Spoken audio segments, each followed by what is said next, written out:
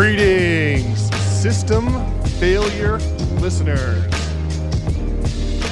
Nate here with your weekly essay read, this one entitled Devouring the Future, and subtitled How Wealth Addiction Drove the Rise and Fall of Medieval Feudalism.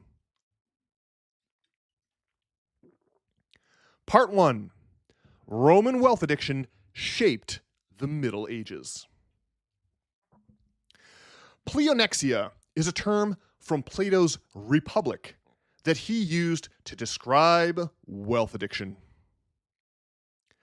Gluttony and drunkenness have natural limits because there's only so much food one can eat and so much wine one can drink.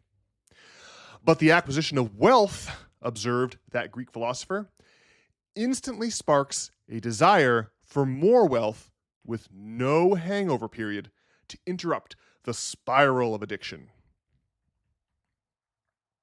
Plato identified this human weakness as the principal driver of the great cycles of civilization. The universal temptation is for the powerful to enrich themselves at the expense of the powerless. But the historical irony is that the poor are the ultimate source of that wealth, and they lose all incentive to participate in society when they're squeezed too much.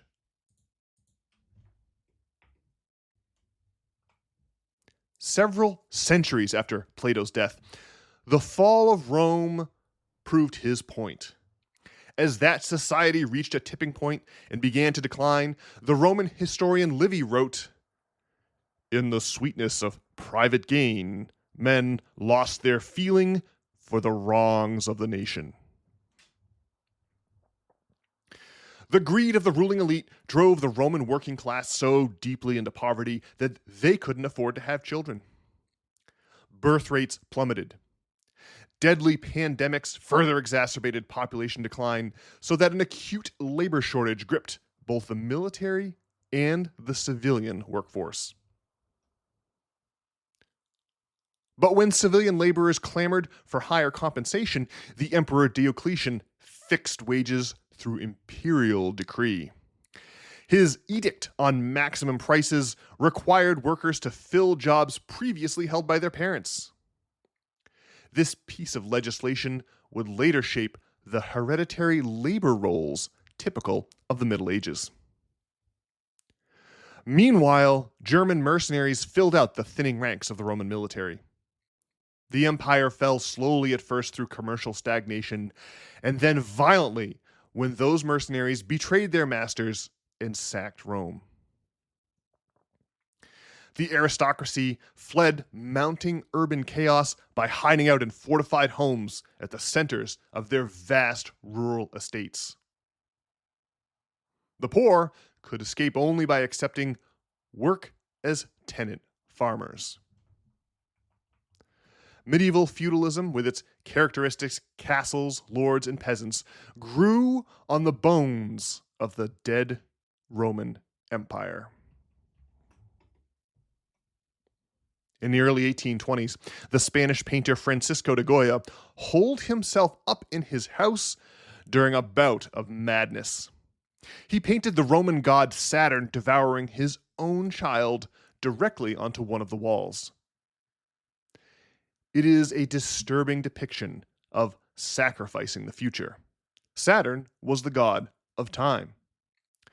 Though Plato hated mythology, this overall theme was cited by him as the perennial problem in governance.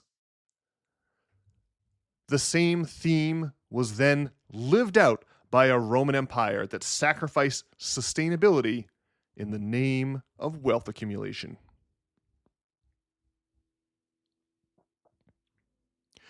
Part 2. Wealth addiction undermined the medieval church. In addition to hereditary labor roles, lords, peasants, and castles, the Middle Ages was also defined by the political dominance of the church. That institution came about when the last emperors of Rome converted to Christianity and made it the state religion of their dying empire. But the church was not immune from the pattern of pleonexia identified by Plato. As the medieval period wore on, church fathers began accumulating great wealth by taking advantage of their flock. The Roman Catholic Church was doomed to the same fate that had consumed the Roman Empire. By the end of the Middle Ages, the church began the corrupt practice of selling remission from sin.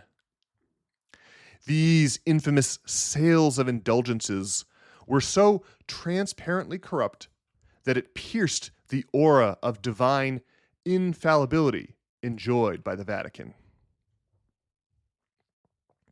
Another fatal blow to the church's credibility came during the mid-1300s when the Black Death killed half the population of Europe. At that time, the ability to read and write was a rare skill. The only literate person in any given town or village was usually its priest. But the priestly duties of administering last rites disproportionately exposed them to the pathogen, making them much more likely to become plague victims themselves. Every town and village in Europe lost their most intelligent and literate citizens at the same moment. The church hurriedly trained replacements, but the new recruits were dramatically less educated than their fallen predecessors.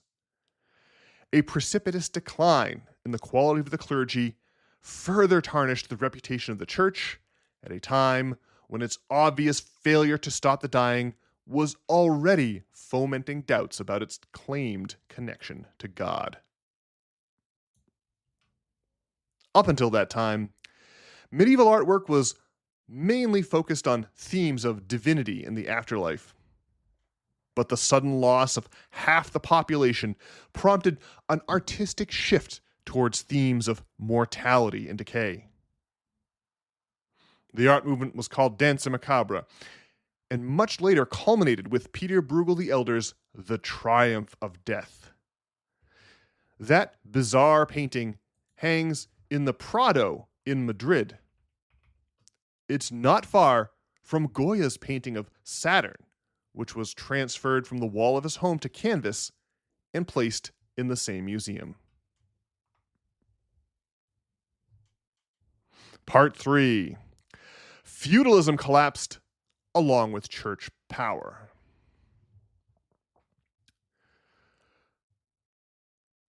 The corrupt sales of indulgences tarnished the credibility of the church, but the Black Death undermined it completely. The plague also dealt a mortal blow to the economic model of the Middle Ages, where peasants swore loyalty to a particular feudal lord. Peasants generally worked for 3 days a week on behalf of their masters and 3 days for themselves. And on Sundays, the peasantry sat on hard church pews to hear about God's sanction of this arrangement. The widespread loss of faith after the Black Death was the crumbling of a crucial pillar that supported medieval feudalism. Furthermore, with half of European peasants moldering in early graves, the fields formerly plowed by the dead lay fallow with no one to till them. The surviving peasantry quickly realized that they could play one lord off against another in bidding wars for their labor.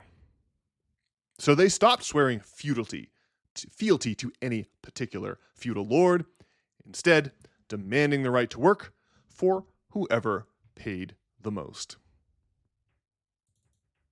But in 1351, the English Parliament attempted to fix the wages of the peasantry by law, just as the Roman Emperor Diocletian had done 1,000 years before, in response to the plagues that ravaged the Roman Empire. This attempt by the English aristocracy to fix class divisions through legislation resulted in a massive popular uprising. By 1381, tens of thousands of enraged peasants were marching on London, demanding the right to sell their labor to the highest bidder. These events heralded the birth of our modern economic system and the death of the feudal economic system of the Middle Ages. Just as Plato would have foreseen, neither the church nor the nobility could resist the temptation to exploit the lower economic classes. Like the dread god Saturn, they sacrificed the future for material gain in the present. As modernity dawned in the aftermath of the Black Death, the medieval ruling classes went over the falls in the same wealth-addicted barrel as the Roman elite. The erosion of church power soon thereafter opened the door to the tumultuous Protestant Reformation. Conclusion. Aesop lived a century before Plato and is credited with the fable of the farmer who kills the goose that lays the golden eggs.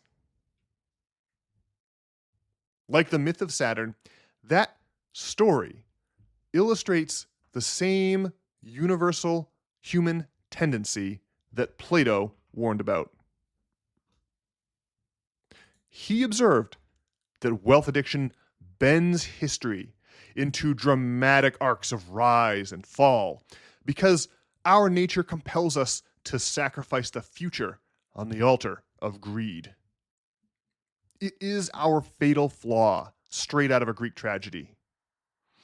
Plato's diagnosis of pleonexia brought about the fall of Rome, and its glowing embers became the foundation for the feudal economic system of the Middle Ages.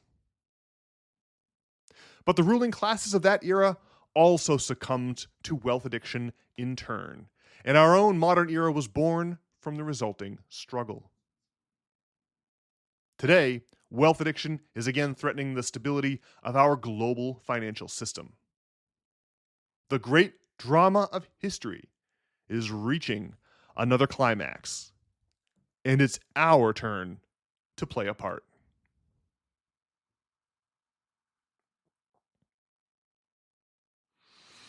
Alrighty, folks. Well, that does it for this week's audio essay. I sincerely hope you enjoyed it. If you did, consider paying us a little visit over at systemfailure.org. There you can enter in your email address to receive the text versions of these weekly essays delivered right there in your email inbox each and every Sunday morning. The text versions of these essays come with flavor text and pictures. You can see Goya's famous painting or Peter Bruegel the Elder's famous Danse Macabre work by visiting us, as mentioned, over at systemfailure.org. Also there, you can leave a message for Brian or myself by clicking on the About page and then clicking on the appropriate name. Alrighty, folks. Well, I will be back on Monday with the aforementioned Brian for another rollicking edition of a good old System Failure podcast. Can't wait to talk to you all then. In the meantime, I hope you're having a great week.